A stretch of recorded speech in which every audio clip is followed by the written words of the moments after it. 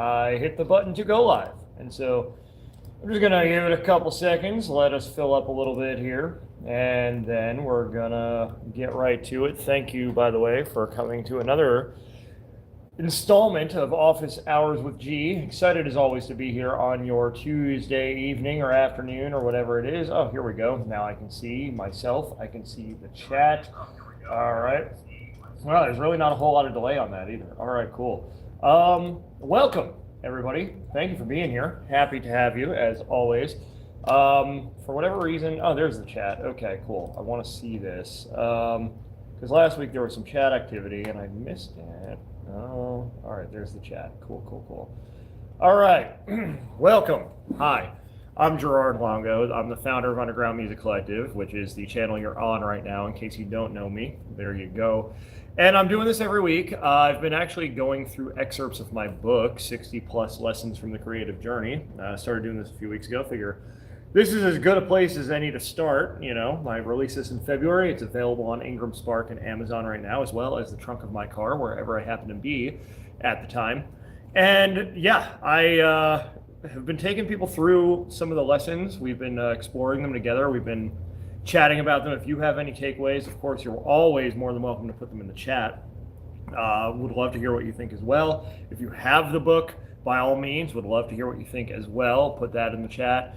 And I'm excited to be here. I'm just going to real quick put a couple links, one link in particular in the comments, and it's a link to our Underdogs community here at Underground Music Collective. This is where all of our underdogs get together and connect and collaborate and find opportunities and share what they know. So if that sounds interesting to you and you consider yourself an artistpreneur, like our underdogs, hit that link I put in the chat. I'm actually going to pin that to the top here too, because why the heck not? And yeah, feel free to check us out there, community.umcnashville.com. Want to bring your attention to a couple things. First of all, thanks to everybody who tuned in, came out in person, donated, supported in any way our Underdogs Across Borders benefit that we streamed here on the channel last week. We raised some money. We got some great support. We have a lot of people curious about what we do and tapping in. We've gotten some new members as well to that Underdogs community I just mentioned. So thanks to everybody. You can, of course, watch the replay on our channel. It's actually our featured video on our channel right now. And the next one, save the date, is going to be Wednesday, August 13th. Now, I actually will not be in town for this, but of course, we'll have Jazzy, the Uncontrolled Goddess, here. No doubt, helping with the hosting duties. And we have a fresh lineup that we're going to be announcing shortly.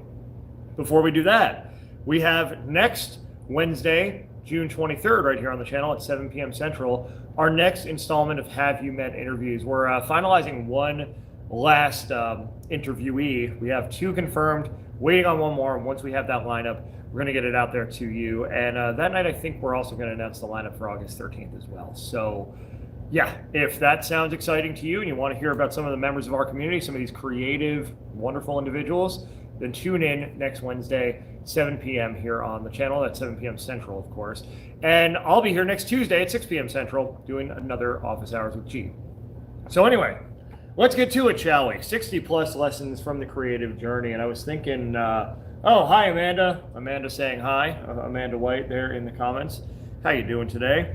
I'm doing well. I'm just about to flip into one of the latter parts of the book here.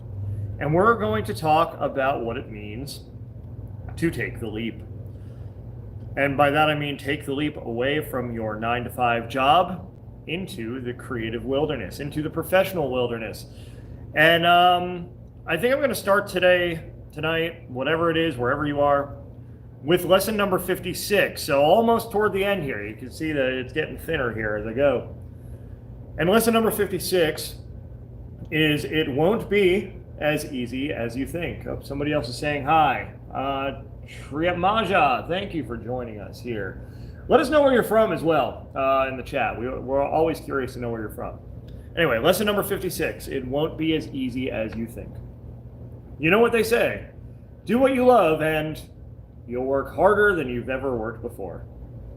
Okay, that's not how the saying goes, but it is the reality for those of us brazen enough to decide to turn our passions into full-blown careers. As I allude to earlier in the book, there is no secret to your 7-figure life. at least not one that's sustainable. Anyone who tells you otherwise likely has ulterior motives, i.e., acquiring your money. The truth is, building any creative enterprise takes work. It takes a ton of testing, measuring, and adjusting. It takes seeking mentorship and continued education. It takes the ability to learn things you never thought you'd have to learn, some of which you won't even like, in order to get the whole thing off the ground. Then, once you reach a certain level, you'll need to delegate those tasks, manage one, two, a few, or a whole slew of different personalities, some of which won't entirely mesh, and balance team dynamics with revenue and the goals of the business. I'm convinced that whoever coined the original quote, "Do what you love and you'll never work a day in your life," was either an absolute champion of delegation from the jump or must have forgotten how they ever got rich in the first place. Passion is enough to start the creative journey, but grit, perseverance, adaptability, and masterful interpersonal skills are imperative toward ensuring it will continue. I can promise you, for all of the beautiful moments up ahead, you signed up for your share of adversity the moment you decided to live out your passions. Which brings us to lesson number 57. You're going to want to quit. You can't. At this moment, you may be thinking, well, this sounds like it sucks. Why would I want to go through all of that just to do what I enjoy doing for free? You can do it for free. You can let your hobbies be hobbies if you are content with that lifestyle. Excuse me. Since you picked up this book, and if you haven't yet, I'll put the link in the chat, I'm guessing that you're not content with that lifestyle. I'm assuming, my beloved reader, listener, viewer, that a fire burns deep inside of you to turn your passions into more, to use your passion to ignite your purpose, have an impact, and leave a legacy. That's why you can't quit. You see the possibility that comes with the notion of a dream realized and a legacy created. You envision a community, industry, an entire world that is left more enriched and fulfilled as a result of your efforts. You aspire to inspire those around you and those who will follow to take further action, to change the world in their own productive way. I want you to pick a point in the future. You're standing there in awe, looking at everything happening around you and realizing, this is the better world I've always envisioned. You will never have the opportunity to appreciate that glorious golden moment if you turn back now. Whew! That one speaking to anybody? I'm telling you too, this is actually giving me good practice because I still need to record an audio version of this book. Yes, I'm doing great. Triyat Maja, how are you doing? You're our number one commenter tonight. This is something that I've encountered again, in keeping with, the ethos of just never teaching anything I haven't had to learn myself. I've wanted to turn back a lot. I took the leap from my last corporate job in 2021, right at the start of the year, right? The new year, I was out. I'm like, I'm committing to UMC. I came here to build this thing. Didn't come here to be a technical writer for a health insurance company. I moved all the way to Nashville from Pennsylvania. It's like, if I'm going to be this far away from my nieces and nephew and everything I knew before this life, then I'm going to really dig in. And to tell you the truth, start of 2021 was probably not the best time to leave corporate America for a career building my own thing in the music industry. There was that whole COVID thing that was going on. Not to mention, I didn't really have much of a plan. I had about $20,000 saved. And I'm like, all right, that'll last me 6 months. By then we'll have this thing figured out. Let me tell you something about that leap. Taking that leap, and it's not to deter you at all, but it's to just educate and inform. Taking the leap from full-time, 9 to 5, to doing your own thing will teach you absolutely everything you need to know about yourself. And I'm not just talking professionally. Personally, it's going to show you the holes in your game. It's going to show you the ways that you are reactive. All that stuff that you thought you buried years ago, it's going to come up in different ways and resurface, and it's up to you to address it. However, that's such a crucial and important part of the creative journey. Not to say it's easy, not to say it's comfortable. I'll never, ever, ever sit here and tell you that this journey is easy, but absolutely worthwhile, 100%. And I can tell you, 2021, 2022, even 2023, there was a lot of struggle. There was a lot of questioning. There was a lot of, even thought of why am I still doing this on occasion? There were doubts. There was even, we talk about it in the book, there was a brief pivot and a complete rebrand of UMC to something else. And fortunately, I came to my senses about a month or two later and we switched back. And we've seen so many amazing things happen since that was clearly the right call. But we went toward a more general entrepreneurship focus for a hot minute. And then, because I was having doubts about the music industry and the future of it and our place in it. And what I realized, in all of that is we had a place in it that we had still yet to create. I mean, we had started that work. We've been doing this, for almost 12 years at this point right now. But I feel like we hadn't fully leaned into what UMC is here to do. And what UMC is here to do is create avenues for independent artists that didn't exist otherwise. The whole, idea of it, when they don't give you a seat at the table, you build your own table. Like, that's what we've really leaned into since coming back to earth, from that other idea. And all of that, though, that other idea, everything before it, the struggles, the questioning, the doubts, the challenges, we go through that. It's a part of the process. And it was because reality kept smacking me in the face this first couple of years out in the professional wilderness, away from the comfy confines of a day job and a check that showed up every 2 weeks, regardless of how productive I was with that day job over that period of time, right? And it's only been, I think, since the end of 2023 and onward that, we've really gained the perspective that has given us this momentum that we have now. And that we've really come to understand, like, hey, this is what Underground Music Collective is and can be. This is who we need around us.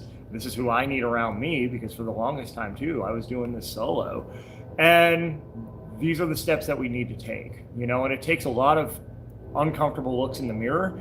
It takes a lot of accepting the fact that you're going to have to do some things that you don't want to do.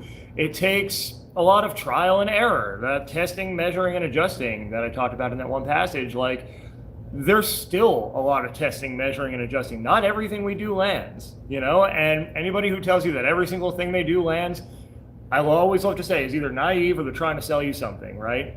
We try things as entrepreneurs. We take risks, and honestly, most of those risks don't work out.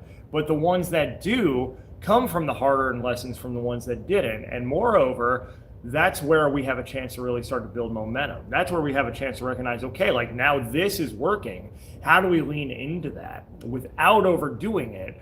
And how do we continue to build that momentum toward even greater things? And that's a lot of what you're seeing now with our platform. We're having these opportunities, these seats at the table, at all these conferences, in all these different environments, in all these different markets. And that's not by accident. It's from making the mistakes over time, but then learning from the mistakes, whether big or small. There's always an opportunity to learn from those mistakes. There's always a way forward. And that's something that definitely the past few years since taking that leap from corporate America have taught me. There is always a way forward. No matter what you're going through, no matter what the business is going through, there is always a way to course correct and find your way, right? And find possibility and find opportunity, even in the struggle, even in the difficulty. So if you're going through that struggle and difficulty and you're questioning things right now and you want to give up right now, push through. Remember why you started doing this in the first place. And I think too, when you go on that journey long enough and you battle test yourself enough and go through enough of that adversity and you don't let it stop you, then it has less of an effect on you over time. I find this now, being about 12 years in, I don't get too high or too low. If something goes really, really well, okay, that was awesome, that went well. How do we build momentum from that? If something doesn't go well, something doesn't work out, it's like, okay, why didn't that work? What can we do differently to ensure a better outcome next time, or at least have a better chance at a good outcome, at the outcome that we want, right? There's always a lesson in it, whether win or lose, whether it is a raving success or the complete opposite of a raving success. The fact is, there's always something to learn and carry forward. And failure isn't really failure, it's feedback. It's, okay, this is what didn't work. Let's uncover the reasons why. And then let's fix and address those reasons and move forward with more knowledge, more empowered. Failure can be the most empowering thing. if you allow it to be, and you don't let it get to you, and you don't let the emotion of the moment take over and lead you to a decision that you're going to regret years from now, and that's going to leave you saying, what if? Don't leave yourself with any regrets, people. Keep on the road. There's always a way forward. And sometimes that means you might have to peel back. You might have to go get a part-time job or even a full-time job if you're really coming up against it. You take the leap, and life happens, right? Some big event happens. You or a loved one maybe needs a medical procedure, a car breaks, something else happens, with the house, and you've got to drum up some money real fast. There's no shame in that. There's no shame in making sure that your needs are met in order to meet the needs of the platform. And remember, it's a journey, it's a process. There's no such thing as overnight success anyway, number one.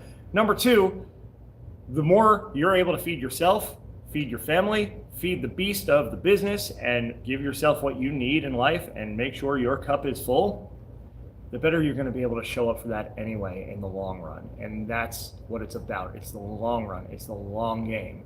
Anything that happens quickly isn't sustainable. True success is built over time and cultivated and curated. It has systems in place. It has people on the team.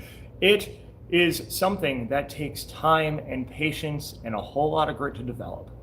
So give yourself the grace of not knowing what you don't know. Give yourself the grace for not knowing what you don't know, and learn and use those lessons to carry forward. I don't know. I feel like I've rambled a little bit there, but hopefully that made sense for you. Thank you for tuning in to Office Hours with G yet again. Very excited, of course, to have y'all here. And again, just want to direct your attention first to 60 plus lessons from the creative journey, my debut book out now, a handy guide for the budding entrepreneur. And it is indeed that. You can find it on Amazon, Ingram Spark, or if you just catch me outside, I've got them in the trunk of my car. I'm going to be ordering more because I'm almost out. I'm almost out of my stock, which is great. Thank you to everybody who's bought one so far, whether in person or virtually. I want to direct your attention to next Wednesday, right here on the channel. Of course, that's our next Have You Met series of interviews. We've got 2 of our 3 people confirmed, working on confirming a 3rd tonight or tomorrow, and then we'll announce the lineup. Night before that, of course, we'll be back here for more Office Hours with G. Maybe a couple more lessons from the book. Maybe not. Maybe I'll mix it up. We'll see. But either way, get a copy of that. And that's going to be at 6 p.m. Central next Tuesday, 7 p.m. Central next Wednesday for Have You Met. And our next Underdogs Across Borders concert, Wednesday, August 13th, lineup coming soon. We're going to announce it first during Have You Met next Wednesday. That's all I've got for you. As we say on the Quinn Spin, grab some muffins on the way out.